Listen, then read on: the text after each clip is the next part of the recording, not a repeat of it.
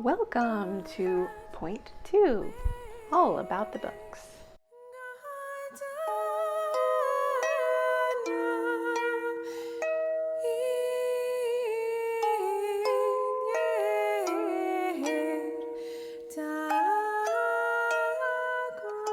Hi there, welcome to episode 19.2 of Yarns and Yarns. My name is Shay McIntosh Ford, and I live in Tulsa with my husband, our two boys, and our puppy. If you've seen the first episode, you'll know that I have decided to separate my show into two parts in hopes to make it shorter. I'm also doing it vlog style to make it easier. We're going to give it a try. The other reason for doing it this way, especially for this particular episode, for the book side of everything, is because I am dedicating my life to writing. And before I had devoted my money-making career, let's say, to my music. Because of my colitis, I can't do that. I just don't have the body strength for toting all my gear to gigs anymore. But I can write. I can sit down at my desk no matter how I'm feeling. This particular episode is going to be all about books. After this, it will be vlog style. So for right now, I am going to go through however many books I read. I started a few and didn't quite finish. I won't talk about those for the sake of time. The first book I read since my last episode was The Tommyknockers by Stephen King. This was first published in 1987, and I read this one because of the title and how it pertains to the book that I had planned to write, the one that I'm currently writing right now. Tommyknockers is a nickname for mythical creatures who live in mines, specifically tin mines in Wales. They're kind of like leprechauns, or even my version of fairies that I wrote about in The Stone of Kings. So the book that I'm working on, the reason I read this one, it was the one I started for NaNoWriMo, which I won. It takes place in an American gold mine in Dahlonega, Georgia, at least the last part of it. I thought that it was going to be just straight historical fiction because the history surrounding the Dahlonega gold mine is just weird enough. The more I researched, I decided to focus on how it affected the Cherokee people and blend in some of their mythology similar to what I did with the Stone of Kings. But I wanted to read the Tommyknockers because I didn't know what the plot was, and I just didn't want to accidentally come up with a storyline that seemed like a knockoff of Stephen King. And yeah, it's not. Stephen King's Tommyknockers are nothing like the mythical creatures, and I kind of wonder how he came up with that name, why he chose that instead. And there's some digging and blasting that happens in the story, so maybe that's why, but it really doesn't connect with the mythology at all. Although the crazy toothless people do fit because that's what happened. So during the Georgia gold rushes, they used mercury to help extract the gold from the ore, and mercury is a neurotoxin and it caused them all to lose their teeth and go crazy. So I guess that fits. Incidentally, mercury was also used to cure beaver hides for hatters, and that's where we get the phrase, Matt is a hatter. King's Tommyknockers are aliens who slowly take over a quiet town in Maine. And I enjoyed this story, but King kind of admits that he really didn't like it. But doing a bit of research, it was the last book that he wrote before he ended his substance abuse, and given the nature of this story, it makes sense why he wouldn't like it. The most fun that I had with this story was that it was dotted with references to King's other books, such as The Shining, It, The Dead Zone.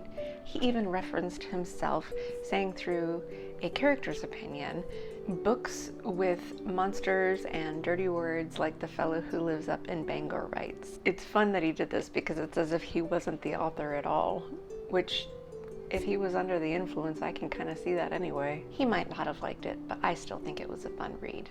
Next up is The Reckoning, Our Nation's Trauma and Finding a Way to Heal by Mary L. Trump. This came out last August, and I'm not going to really talk too much about that because I don't want to get political. I will say it was a good read. It felt like going through therapy after a bad breakup. Next up is The Georgia Gold Rush, 29ers, Cherokees, and Gold Fever. And this is by David Williams. and it was published in 1933. Obviously, this was research for my NaNoWriMo novel. The first bit of nostalgia in this one is the front cover. Look at that vintage library card. I love it. So you can kind of see where they converted. So the last stamp is from 1997.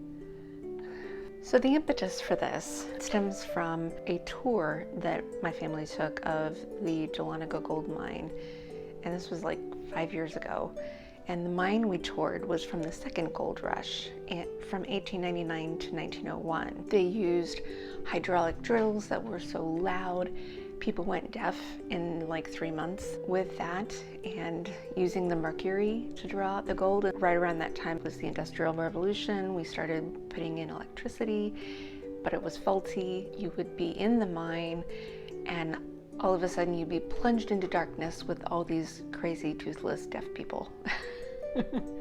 I just thought it would make a great backdrop for a story. It helped that our tour guide had yellow eyes. Of course, my main character has yellow eyes too. This book actually deals more with the first gold rush from 1829. So you know how the 49ers football team is named for the 1849 gold rush? Many of those miners were actually also 29ers.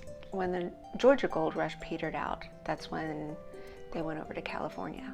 But the worst of what happened in Georgia was what they did to the Cherokee people. It was awful. The way they seized the land and then made a lottery system to divide it among only the white people. It makes me think of when Jesus was on the cross and they cast lots for his clothes. The Cherokee would have had a chance to keep their land, except that Andrew Jackson was president at the time. It kind of reminded me of another recent president who separated families at the border. Cherokee actually had the support of the Supreme Court on their side, but without the enforcement of the presidency, there was nothing to be done to protect the homeland of the Cherokee people. Shameful. Because of reading that, I decided to write my Nano book from the perspective of a Cherokee girl.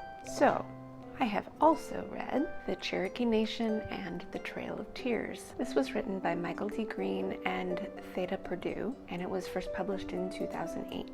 It goes deeper into the history of Chief Ross's efforts to preserve his homeland, and then it goes into the experience of the forced migration. It is one of the more painful nonfiction books I've read, which leads me into the next book, The Trail of Tears, The Rise and Fall of the Cherokee Nation. This one was written by John E. Lee and was published in 1997. I listened to it a couple of times actually. This is where I got a lot of inspiration for blending Cherokee mythology in with the history. Not everything that I use in my book is in this book, but this is how I got started. The first mythology that I looked up was the Moonlight People.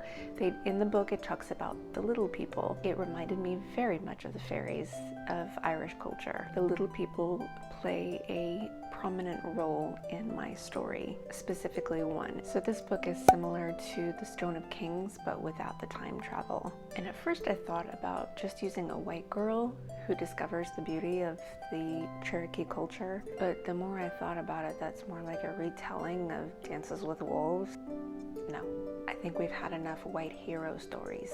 It would be so much better for the Cherokee to be heroes in their own culture. But I needed a character who didn't know the Cherokee culture because it needed to be explained not only to the main character but also to the reader.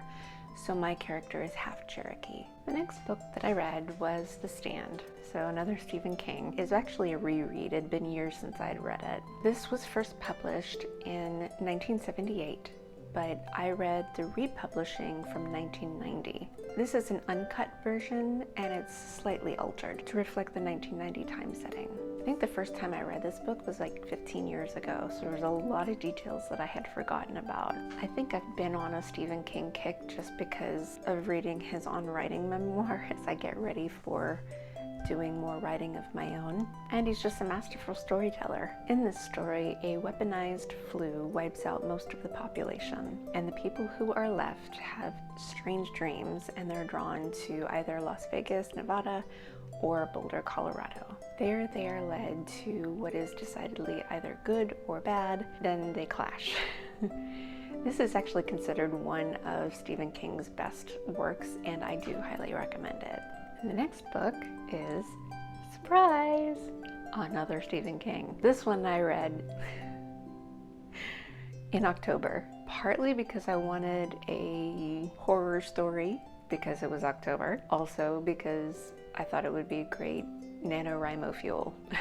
And it was. This was first published in 1987. It follows the story of Paul Sheldon, who writes a series of romance novels. He gets into a car accident in rural Colorado and is rescued by none other than his #1 fan, Annie Wilkes. Annie is insane. I won't go into any more detail about her for fear of spoilers in case you hadn't read it. She's a former nurse, and while also caring for Paul's injuries in her home, she holds him prisoner. She forces him to bring the main character of his novels, whose name is Misery, back to life and write another book. I really enjoyed reading this, not only for the compelling story, but also because it gives the reader a glimpse into a writer's process, ideas, and ultimately what compels us to write what we do. I read this right before Halloween, and I totally wanted to rig up a Paul Sheldon costume. It was also a great read to get me revved up for NaNoWriMo. In fact, I wrote like Paul Sheldon in Annie Wilkes' home. I won NaNoWriMo for the first time. Not only did I win, but I wrote 50,000 words in 20 days instead of 30 days. Maybe I should read Misery next year. Next up is another writing craft book. This is Save the Cat by Blake Snyder. This is subtitled The Last Book on Screenwriting You'll Ever Need. This was first published in 2005 and is actually a reread for me. I have written a screenplay before, but I actually use this book for helping me with my novel writing. And I plan to reread this every time I start plotting out my next book. Because of books like this, I have turned from a pantser writing by the seat of my pants to not quite a plotter, but a plantser, which is kind of a blending between the two. As far as I know, there is a novel writing version for this book, which eventually I probably will go ahead and read, but that one's not written by Mr. Snyder. Sadly, he died 4 years after this book was published. I love the simplistic way he describes how a story works. People like to scoff at the formulaic style, but we've been telling stories in 3 acts since the ancient times. This is just a detailed method on how to get it done. And a book like this helps to keep down the rambling parts that lose the reader. The benefits of rereading a book like this is that when I have a book idea, I will read Snyder's words with a whole new perspective. I get a lot of light bulb moments concerning my plot. I love light bulb moments. Next up is The Women's March, a novel of the 1913 women's suffrage procession. This was written by Jennifer Chiaverini. This was published this last July, and I listened to the audio version narrated by Saskia Marleveld. I chose this book because I wanted to read a historical fiction closer to the time period of which I'm writing in, and I'm so glad I did. This is a fictionalized account of 3 women involved in the march, which took place the day before the inauguration of Woodrow Wilson, who was a staunch anti-suffragist. Alice Paul is the woman with Quaker roots who organized the march. Maud Malone is the advocate who was jailed for simply asking political candidates where they stand on women's suffrage. And thirdly, Ida B. Wells Barnett is the brilliant civil rights activist who illustrates the problems even within the suffrage movement. She shows how they must be corrected. I loved this book. Not only was it compelling and taught me history that I should have learned in school, it reminded me of how women were forced to live before we were given the right to vote. There is a lot that modern women take for granted, myself included. Since the main character of my current work in progress is a 20-year-old female living in 1899, this book gave me a terrific perspective on what her rights and circumstances would have been at the time. And finally, of course, I have already done my yearly reading of A Christmas Carol by Charles Dickens. This was first published in 1843, and I read it every year, starting on or just after Thanksgiving. This year it was just after. Most of the time, I listen to the one read by Bob Neufeld. You can actually find this on LibriVox.org, and it is completely free. Bob Neufeld does a fabulous job. But this year, I decided to see what audio versions my library had to offer. So I listened to the one narrated by Frank Muller. It was just as good. Of course I love the story, but what I really love is Dickens' way of describing things. He was such a master. One of my favorite descriptions is of Scrooge's house. He lived in chambers which had once belonged to his deceased partner. They were a gloomy suite of rooms in a lowering pile of building up a yard, where it had so little business to be that one could scarcely help fancying that it must have run there when it was a young house playing at hide and seek with other houses and forgotten the way out again. I just love that. I will probably listen to this one more time this year because my library card from Colorado is still connected, and that particular library had a version narrated by Jim Dale. I had to put that book on hold, and I probably won't have access to it next year, so I'll end up listening to this again. And in the interest of keeping this short, I am only going to talk about 2 more books that I am writing.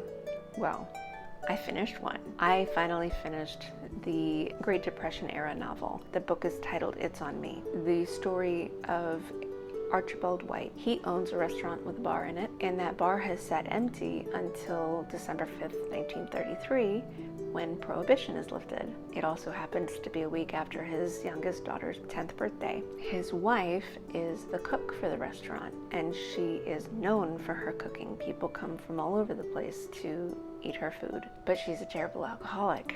She's also a very abusive alcoholic. He is torn between keeping the money flowing into his home and trying to keep his daughter safe from his wife. So that is currently with beta readers. I may end up even reading a snippet out of it for the next episode. I finished it up right before, about halfway through October, so that I had time to do a little bit of NaNoWriMo prep. So for my work in progress, this is my NaNoWriMo book, and this is the one that I plotted out using the Save the Cat method. My logline, and if you've read Save the Cat, logline is very important. My logline is: the no-nonsense daughter of a tenant farmer must accept the existence of one of the little people from Cherokee mythology to find hidden gold and rescue her little brother from child labor. I was very excited to finally win NaNoWriMo. I was going to order a NaNoWriMo winner shirt, but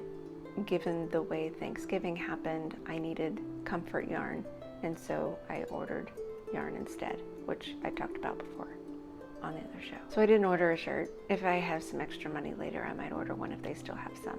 And if not, I'm gonna win NaNoWriMo next year. I'll order a shirt then. I'm having a lot of fun with this story.